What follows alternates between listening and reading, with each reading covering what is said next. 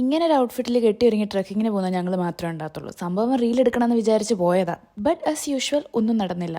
ഇത് Calvary mount. നമ്മൾ അവിടെയാണ് ഫസ്റ്റ് പോയത്. അത്യാവശ്യം നല്ല തിരക്കൊക്കെ ഉണ്ടായിരുന്നു. എന്തായാലും ഇപ്പോഴത്തെ ചൂടിന് അവിടെ ചെന്ന് കഴിയുമ്പോൾ നൈറ്റ് ആകുമ്പോഴത്തേക്കും അത്യാവശ്യം നല്ല തണുപ്പുണ്ട്. കുറച്ച് ഇരുട്ടി കഴിഞ്ഞപ്പോഴത്തേക്കും അത്യാവശ്യം എല്ലാവരും പോയി. And it was so calm and beautiful. കുറേ നേരം കാറ്റ് ആസ്വദിച്ച് അവിടെ ഇരുന്നു. സംഭവം ടോപ്പ് എന്ന് പറയുന്നത് ദാ കുരിശ് കാണുന്നതാണ്. പക്ഷെ അവിടെ വരെ കയറാൻ നമുക്ക് പറ്റില്ല, അതുകൊണ്ട് ഇവിടെ. ആൻഡ് അന്ന് നൈറ്റ് കാൽവരി മൗണ്ടിൽ തന്നെ നമ്മൾ സ്റ്റേ ചെയ്തു. It was so good. കുറേ ഗെയിംസ് ഒക്കെ കളിച്ചു. ഏർലി മോർണിംഗ് കണ്ണ് കാണാൻ പറ്റാത്ത പോലെ മിസ്റ്റ് ആയിരുന്നു എന്ന് പറയപ്പെടുന്നു. ബട്ട് നമ്മൾ എഴുന്നേറ്റ് വന്നപ്പം ഇറ്റ് വാസ് ആക്ച്വലി വെയിൽ. ആൻഡ് ദെൻ അവിടെ നിന്ന് നമ്മൾ നേരെ പോയത് ഗവിയിലാണ്. നമ്മുടെ ഗവിയിലെ കാട്ടിലൂടെ ഉള്ളൊരു drive. That was so good. ഇവിടെ പിന്നെ നല്ല വെയിലും ചൂടുമായിരുന്നു. But it was good. ശാന്തമായിട്ടിരിക്കുന്ന പശുവിനെ കണ്ടപ്പോൾ എനിക്ക് വീഡിയോ എടുക്കാൻ തോന്നി. ഇത് എക്കോ പോയിന്റ് ആണ് ഗവിയിൽ. ആൻഡ് ദെൻ കുറെ ഒരു പന്നീനെയും പന്നിക്കുട്ടികളെയും കണ്ടു. ഞാൻ ഫസ്റ്റ് ടൈമാണ് കേട്ടോ പന്നിക്കുട്ടികളെ കാണാൻ. It was different. ഞാൻ എക്സ്പെക്ട് ചെയ്ത പോലെ ഒന്നുമില്ല.